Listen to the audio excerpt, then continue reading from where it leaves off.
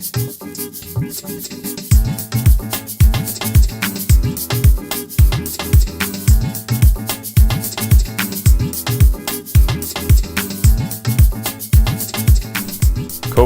and use of Bawkudo role-playing game and models, CPWF V4. The Bawkudo role-playing game and model were built with representatives of 8 communities: Zangori, Winnaba, Bansi, Binduri, and Nafkuliga first, and then Binaba, Mognore, and Bazua were added. Traditional rulers of the area, representatives of district assemblies of Bawku Municipal, Bawku West, and the newest Binduri, sector ministries of health, environment, and agriculture, regional decision makers of the Upper East region, and researchers from CIRAD, IWMI, and WRC. From October 2011 to June 2013, they were all progressively engaged in the activities of the CPWF V4 project. The CPWF V4 project is an action research project contributing to an international research for development initiative. The Challenge Program for Water and Food, CPWF, active in 6 river basins of the world, among which the Volta Basin, which mainly lies in 2 neighboring West African countries of Burkina Faso and Ghana.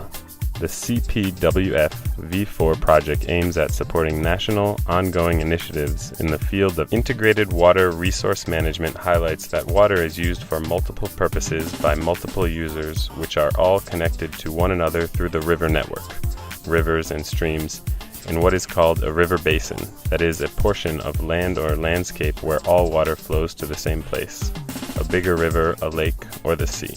This means that what a user does in a specific place can have consequences on someone else, close or far, as they are connected through water.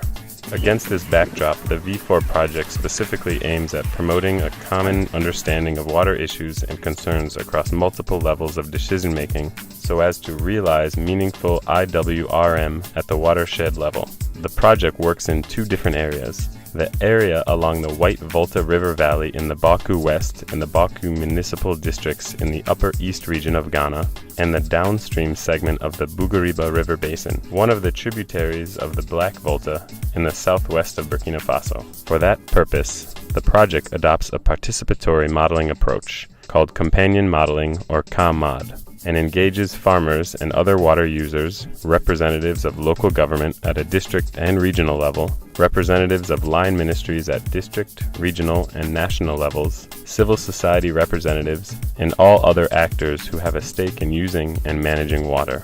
The project adopts user-friendly participatory tools, which allow for all users to express their views and concerns in relation to water management, better understand the points of view of others, and identify how people are impacted by each other's activities, so as to initiate a common understanding and dialogue for collective decision-making concerning water.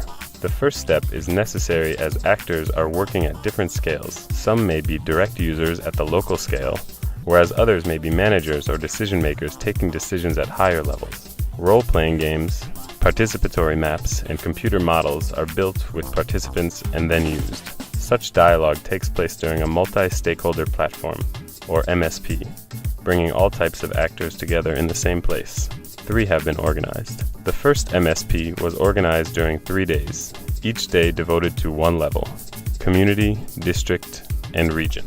It allowed for presenting the idea, approach, methodology, and tools used by the project. It also served as the first contact between the project team and actors in the pilot watershed. Participants informed the team by identifying what were their major concerns in terms of natural resource management and where they were the more acute within the watershed.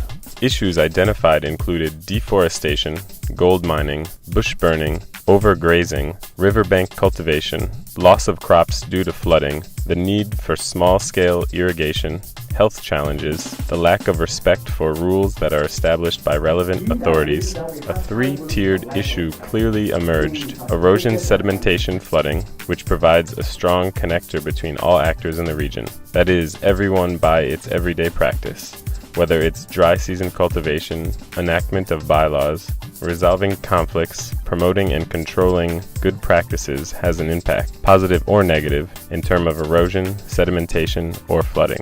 On this basis, the project team developed the role-playing game Bawkudo, which sounds like Bawkudo in French, meaning a lot of water.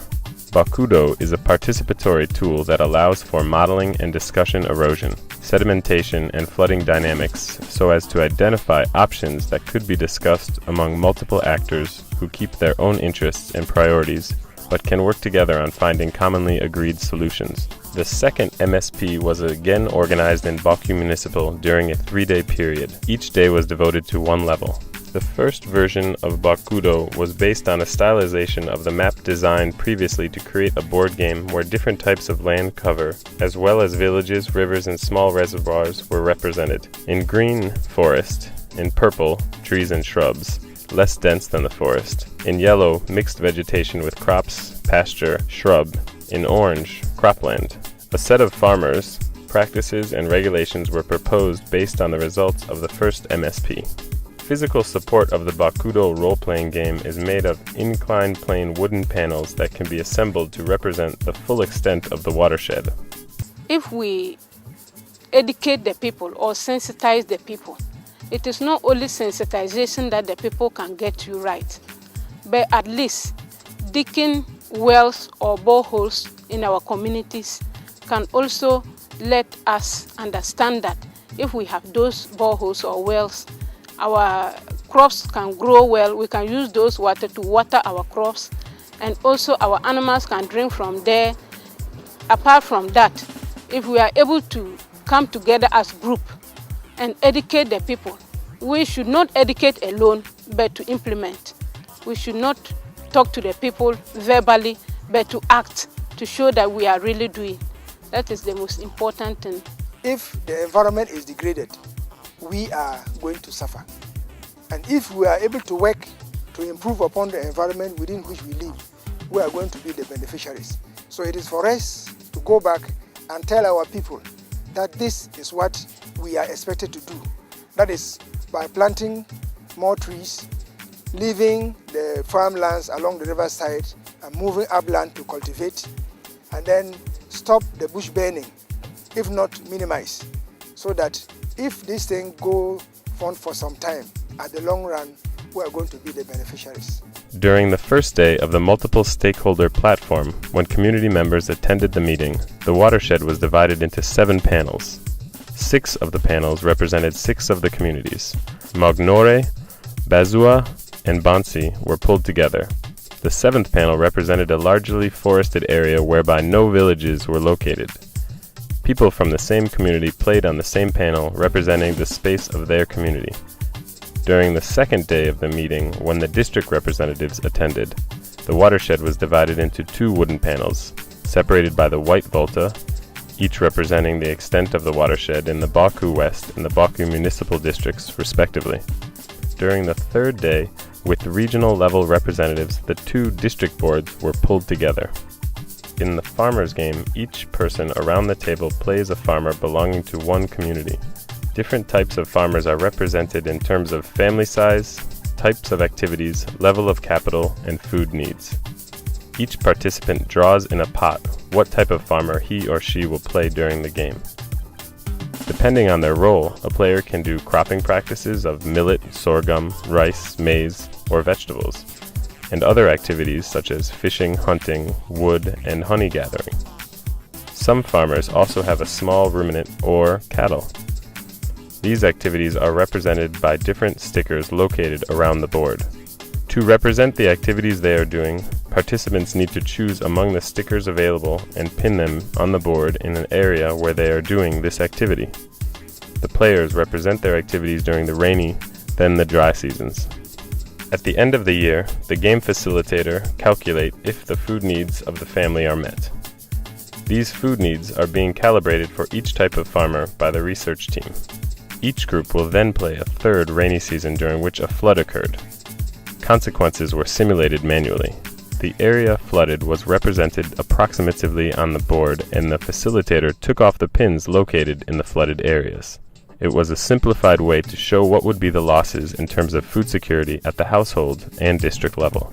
Then a dry and a new rainy season are played. Then we debrief with the players in order to discuss the components of the game, the modifications needed to make it more realistic. Based on the feedback received from the participants, new activities were added notably to represent specific women practices. These were added in the course of the game during the second multiple stakeholder platform and added to the initial set of possible activities during the third multiple stakeholder platform. In the district game, the same exercise was done, but the representatives were grouped in two districts. They had a set of farming activities to put in place their district in order to feed their population. The level of food needs and the number of activities were calibrated. One dry and one rainy were played. The representatives have been asked to explain the major regulations they have and how they implement them. And again, we simulated manually the consequences of a flood in terms of food security at the household and district level if the regulations are not followed. In the region, they have done exactly the same exercise as the representatives of the district, but in the whole watershed. After having incorporated results of the 2 first days, the Bawkudo computerized model was used to represent the impact of floods on the food needs and the activities put in place. The third multiple stakeholder platform was organized in 2 days in June 2013. 35 participants coming from 8 communities, 3 districts, and the Upper East region attended to the 2-day meeting at Zebilla. All the participants have played the same exercise the first day just to remind them what they have done a year before. The Bawkudo computerized model has been improved by integrating the biophysical component. It was used to simulate over a period of 10 years the impact of the implementation of new regulations to limit riverbank cultivation on food security and environmental conditions at the watershed level. The debriefing was focused on the design of a smaller board at the sub-catchment pilot area. The different steps of the process show how the different types of stakeholders were included progressively in the design and the evolution of the Bawkudo role-playing game and model.